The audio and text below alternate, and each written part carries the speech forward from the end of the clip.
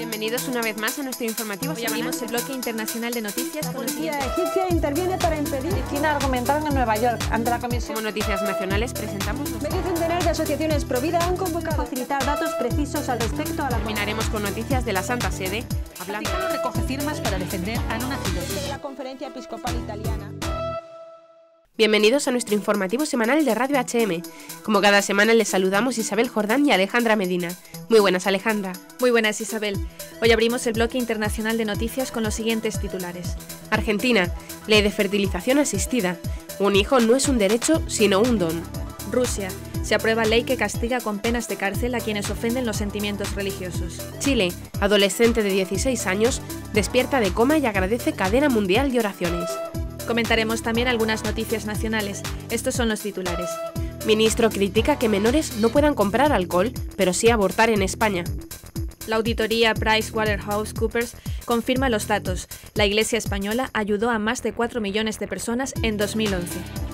Arde con Plutum, una semana para entrenar evangelizadores callejeros. Terminaremos con noticias de la Santa Sede. Internacional, Argentina. Después de que la Cámara de Diputados convirtiera en ley el proyecto de inclusión de las técnicas de fertilización asistida, Monseñor Ariel Torrado Mosconi, obispo auxiliar de Santiago del Estero, ha aclarado que un hijo no es un derecho, sino un don, y ha denunciado la mentalidad que reviste la polémica nueva ley. El prelado ha sostenido que las técnicas de reproducción de la vida humana son una práctica gravemente deshonesta y ha expresado que las personas por nacer también tienen derecho a ser respetadas desde su concepción. Ha rechazado así el alquiler de vientres que denigra y cosifica a la mujer. Haciéndose eco de lo manifestado por los obispos argentinos en reiteradas ocasiones, Monseñor Ariel Torrado ha alertado sobre la desprotección que sufrirán muchos seres en gestación. No serán tenidos en cuenta en su dignidad personal y su derecho a la vida, y además se presupone el congelamiento de embriones humanos con el peligro de que puedan ser eliminados o utilizados con fines comerciales. Venezuela. El director del Departamento de Educación de la Conferencia Episcopal Venezolana, José Antonio Villamizar, ha advertido que la instalación de fábricas de preservativos en este país, como ha ofrecido el presidente Nicolás Maduro, acarreará un importante coste social, especialmente para los jóvenes del país.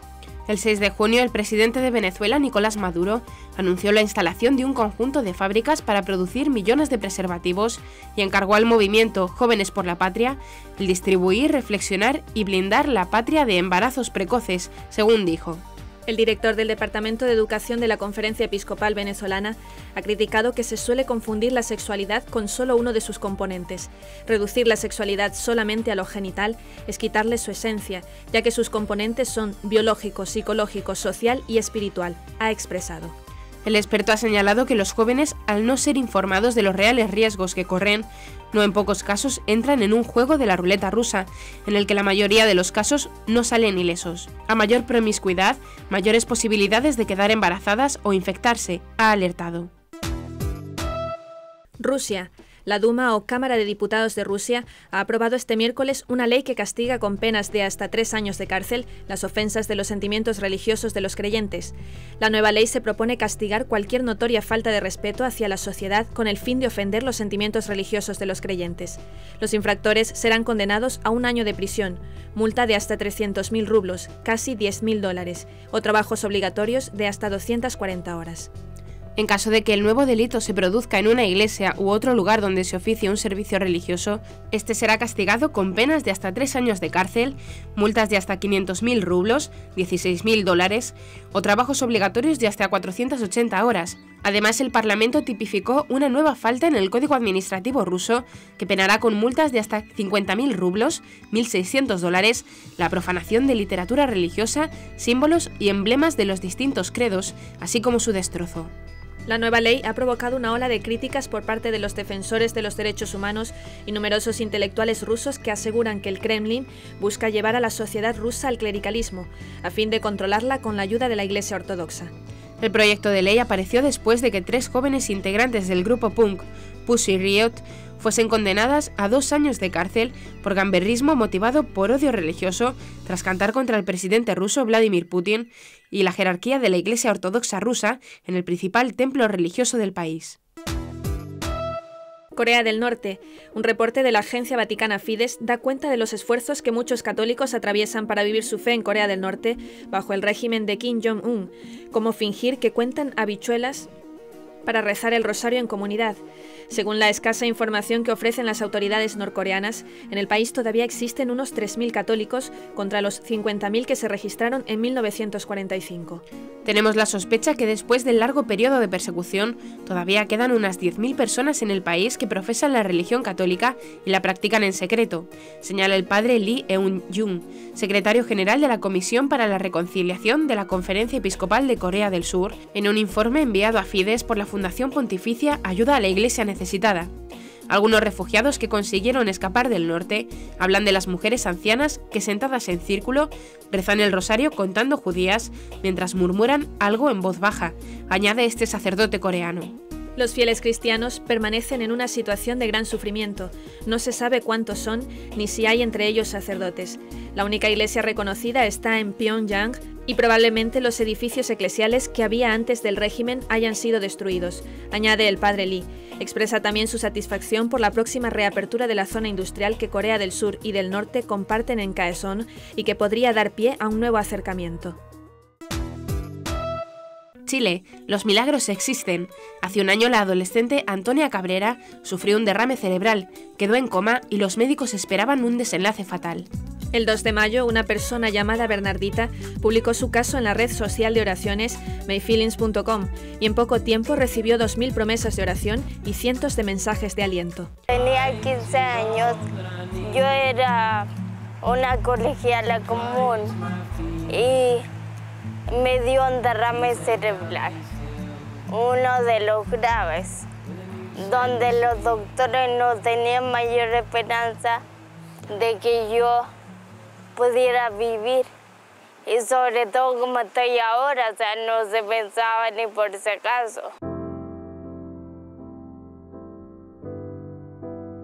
El día anterior fuimos a una venta de un sale en unas tiendas y la Antonia le dolía un poco la cabeza.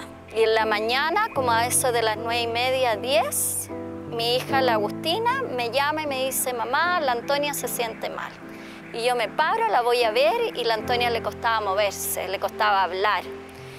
Y llegamos a la clínica, le hicieron un escáner y ahí como que fue empeorando. Le hicieron una resonancia, no funcionó porque se movía mucho y la durmieron y ahí ya entró en coma. O todavía no lo tengo claro si entró en coma o la pusieron en coma, la verdad es que no sé. Y ahí fueron 2 semanas completas. Yo estuve 2 semanas en coma y cuando desperté, no desperté de un día para otro, pero cuando desperté como que yo no sabía si creer eso.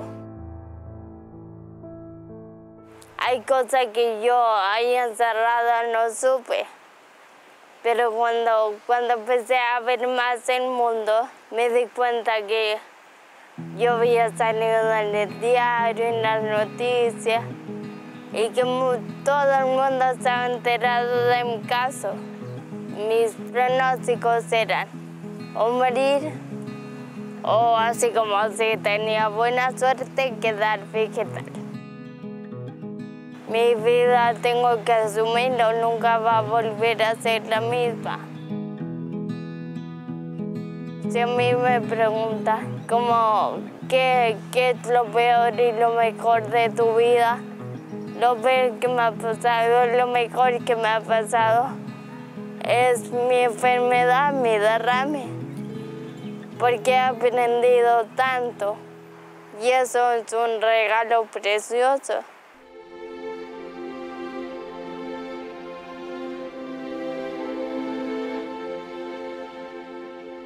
Algunos pueden pensar que yo tuve mala suerte, pero yo encuentro que no, o sea, yo podía quedar sin hablar, sin caminar, sin respirar, con pañales, pero la buena suerte yo creo que tampoco cae de la nada, o sea, por algo tuve buena suerte.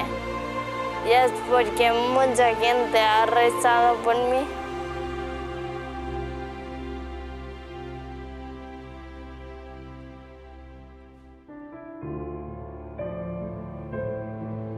Este es el play que pusieron en Mayfield por mí. Por Antonia Cabrera, niña de 15 años, que se encuentra internada en la UTI porque le vino derrame cerebral. La hemorragia no ha parado durante 3 días. Doctores no ven la cura absoluta. Se piden rezos por familiares y su salvación. Los milagros existen y acá se ve claramente porque acá estoy. Y yo soy Antonia Cabrera y los doctores no veían mi cura, pero no porque me lo digan los doctores, porque los doctores siempre me han dicho lo peor de lo peor y yo siempre he superado eso.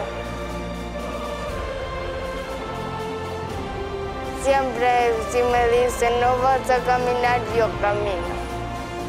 Y así hay que ser en la vida, o sea, cuando a mí me piden 10 ejercicios, en vez de hacer 10, hay que hacer 11. Siempre hacer más de lo que te pida. Y para mí las cosas no son como para el resto, porque a mí cada cosa que hace la gente normalmente me cuesta más. Eso se puede mirar como que es más difícil y como que cada movimiento yo lo valoro más. ¿Y quién ha dicho que no se puede ser feliz con una pierna, un brazo, una mano, lo que sea menos?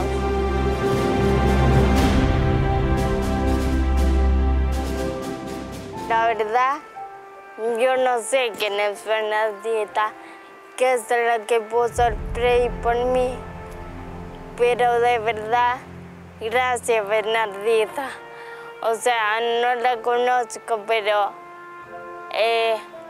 ella tuvo una intuición, o sea, una intención muy bonita, que aunque no me conociera, ella quiso que yo me mejorara y puso a mucha gente a rezar por mí.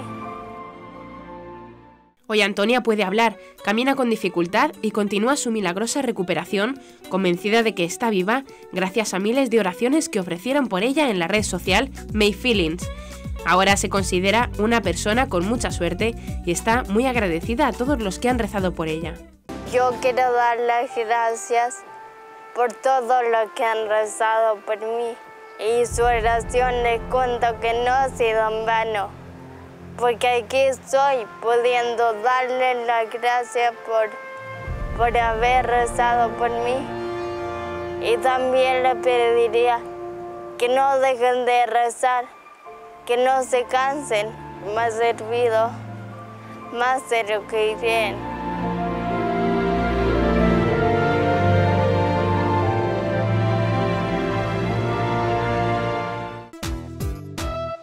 Italia, un periodista valiente, un héroe y ahora también beato.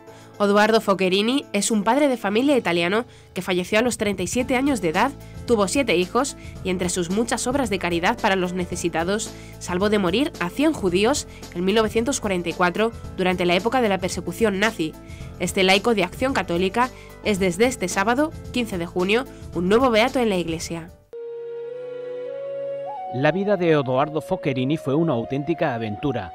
Fue un periodista que durante la Segunda Guerra Mundial salvó la vida a más de 100 judíos ayudándolos a cruzar la frontera de Italia con documentación falsa. Fue arrestado por los nazis y murió en un campo de concentración. Focherini era padre de 7 hijos y dejó una gran huella en todos sus familiares. Su hija mayor, Olga, guardó las cartas que su padre enviaba desde la cárcel y que ahora forman parte del tesoro familiar. En su trabajo luchó siempre contra la discriminación. Escribía en El Avvenire de Italia, un periódico que se sigue editando. Su actual director considera que Odoardo, el primer periodista que será beatificado, aporta a los periodistas de hoy una lección muy valiosa. Tras su muerte recibió un amplio reconocimiento, fue incluido en la lista de justos entre las naciones que elabora el Museo del Holocausto Yad Vashem. Odoardo Fogherini es un ejemplo de fe pura, ardiente y luminosa. En sus últimas palabras, según recordaron los que fueron testigos de su muerte, dijo que ofrecía su vida por la Iglesia, por el Papa, por la fe y por su propia familia. Pasamos al bloque nacional. La Fundación Red Madre ha invitado a la número 2 del Partido Socialista, Elena Valenciano, a visitar alguna de las 40 sedes que esta Asociación de Ayuda a la Mujer Embarazada tiene en España para que tome contacto con la realidad del aborto, después de las acusaciones de Valenciano, quien en su perfil de Facebook definió como que carece de todo rigor el informe de Red Madre titulado La realidad estadística del aborto en España. Lo que el informe afirma es que España es el único país de la Unión Europea en el que se ha triplicado el número de abortos en los últimos 20 años, mientras que en el conjunto de países europeos la tendencia ha sido decreciente, conforme a los datos extraídos de Eurostat. Red Madre recuerda a la diputada que las cifras que se citan en dichos estudios son datos oficiales del propio Ministerio de Sanidad. La verdadera tergiversación y manipulación del debate del aborto es la que hace Valenciano habitualmente cuando oculta la dramática situación real de la mujer que aborta, tantas veces angustiosa y en un escenario de abandono y de soledad, señala Red Madre. Por ello, Red Madre invita a la socialista a visitar alguna de sus sedes y comprobar con sus propios ojos lo que esta institución constata a diario. 8 de cada 10 mujeres embarazadas desisten de abortar cuando reciben apoyo emocional y económico.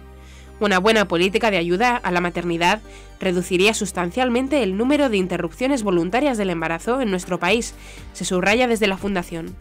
Red Madre acusa además a la diputada socialista de manejar cifras falsas, cuando dice que España ha reducido un 200% el número de abortos en 4 décadas, ya que su punto de partida son los 300.000 abortos clandestinos que, según las clínicas abortivas ACAI, se producían en España en 1970. El ministro de Justicia, Alberto Ruiz Gallardón, ha hecho una consideración durante la sesión de control al Gobierno en el Congreso, respondiendo a la vicesecretaria general del PSOE, Elena Valenciano, que ha preguntado por la merma de derechos que a su juicio supondrá la reforma de ley del aborto que plantea el Gobierno. Ruiz Gallardón ha negado que se vaya a producir recorte alguno en los derechos de las mujeres. Si piensa que regular de forma distinta como ustedes han hecho es un recorte, discrepamos totalmente, ha alertado a la socialista.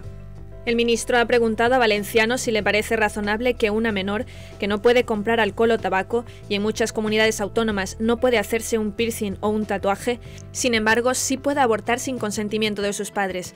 Ruiz Gallardón ha preguntado también cómo pretende convencerles sobre el aborto en las menores cuando Alfonso Guerra, un histórico del PSOE y exministro, afirmó en una entrevista reciente en un periódico que dentro del partido nadie estaba de acuerdo con que las menores pudieran abortar sin consentimiento paterno.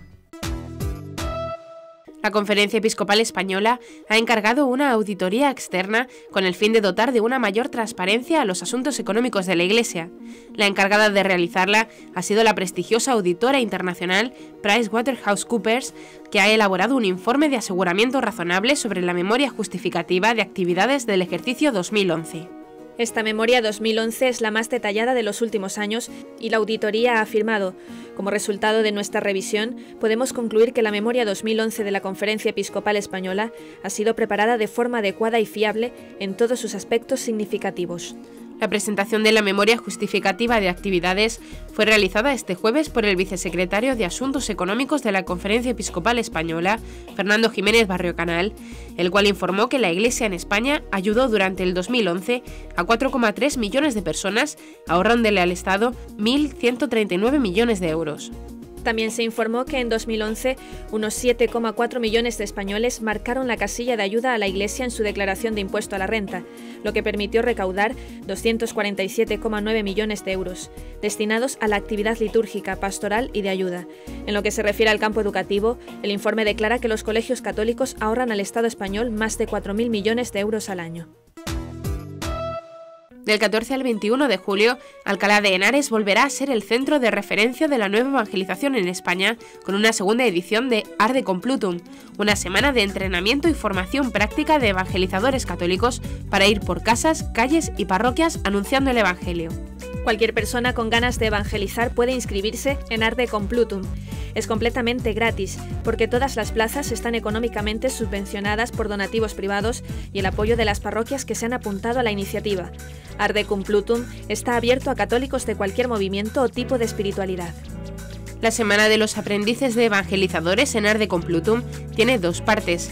Durante 2 días y medio se alojan en el seminario diocesano, donde se les explica cómo hacer evangelización callejera, puerta a puerta y en parroquias.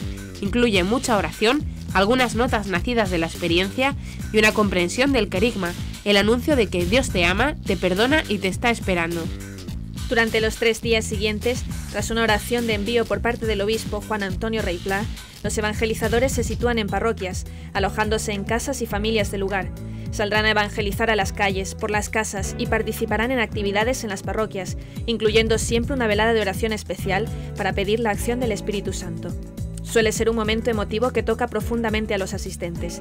Por último, el sábado 20 de julio se reúnen junto a la catedral todos los participantes y se celebra por la noche una gran procesión con antorchas, que acaba en un acto público de adoración en la plaza. Santa Sede. El rabino Abraham Skorka, rector del Seminario Rabínico Latinoamericano en Argentina y amigo de Jorge Bergoglio, ha podido saludarle ahora personalmente como papa. Para el rabino Abraham Skorka, el Papa no es solo el líder de la Iglesia Católica, sino sobre todo un buen amigo. De hecho, en Argentina participaban juntos en un programa semanal de televisión.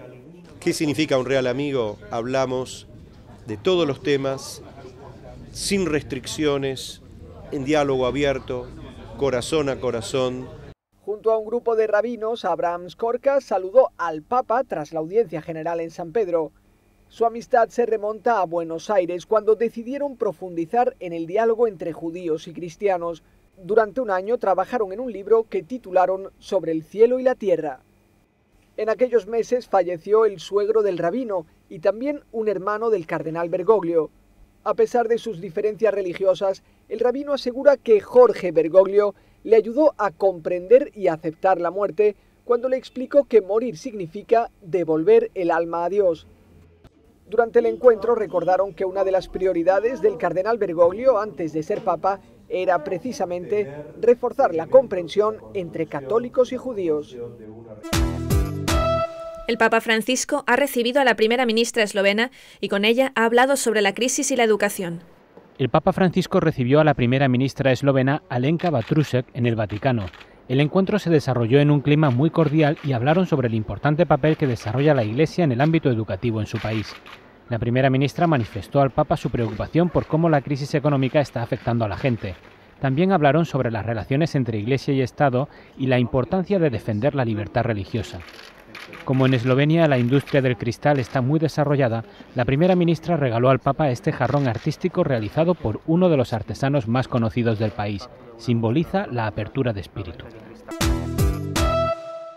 El pasado jueves, el Papa Francisco recibió en audiencia a los miembros del 13º Consejo Ordinario de la Secretaría General del Sínodo de los Obispos, a quienes anunció que terminará la encíclica sobre la fe a 4 manos, que había comenzado a escribir Benedicto XVI.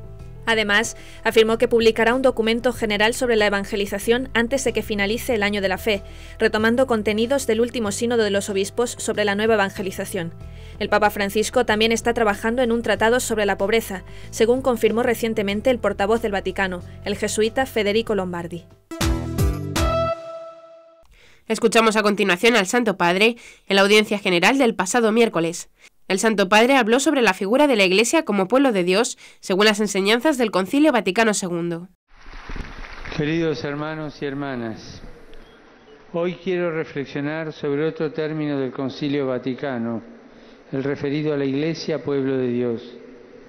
Lo haré en base a unas sencillas preguntas. ¿Qué quiere decir ser pueblo de Dios?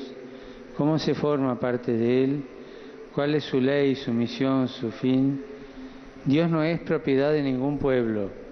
Más bien, Él es quien llama a todos, sin distinción, y en Él todos somos uno. Entramos a formar parte de este pueblo por un nuevo nacimiento, el bautismo, y a través de la fe, que es don de Dios que siempre debemos cultivar. Su ley es ciertamente el amor, que significa reconocer a Dios como nuestro único Señor y al prójimo como a un verdadero hermano. La misión de este pueblo es llevar al mundo la esperanza y la salvación de Dios y ser signo de su amor por todos. Su fin es el reino de Dios que Él ha comenzado en la tierra, pero que debe dilatarse hasta su consumación cuando se manifieste Cristo, vida nuestra. Saludo cordialmente a los peregrinos de lengua española, en particular a los grupos provenientes de España, Argentina, México, Puerto Rico, Costa Rica, Colombia y los demás países latinoamericanos. Invito a todos a acoger la llamada de Dios a pertenecer a su pueblo, a hacer crecer la fe que recibimos en el bautismo, a vivir la ley de la caridad, a proclamar con convicción que Dios es más fuerte que el mal y que juntos podemos iluminar el mundo si nuestra vida refleja a Cristo y vivimos en comunión con Él. Muchas gracias. Y hasta aquí nuestro informativo semanal. Esperamos que haya sido de su agrado. Recuerden que pueden seguir escuchándonos siguiendo el resto de nuestra programación en directo a través de la web www.radiohm.net. En ella podrán encontrar también distintos podcasts con los informativos anteriores y otros audios que también pueden ser de su interés. Seguiremos estos días informando de las noticias de la Iglesia y del mundo a través de nuestros breves espacios informativos que les ofrecemos todos los días, cada media hora aquí, en Radio HM, 88.9 FM y HM Televisión. Ayer, hoy y siempre la verdad. Gracias por habernos acompañado. Les han informado Alejandra Medina e Isabel Jordán. Hasta la próxima semana.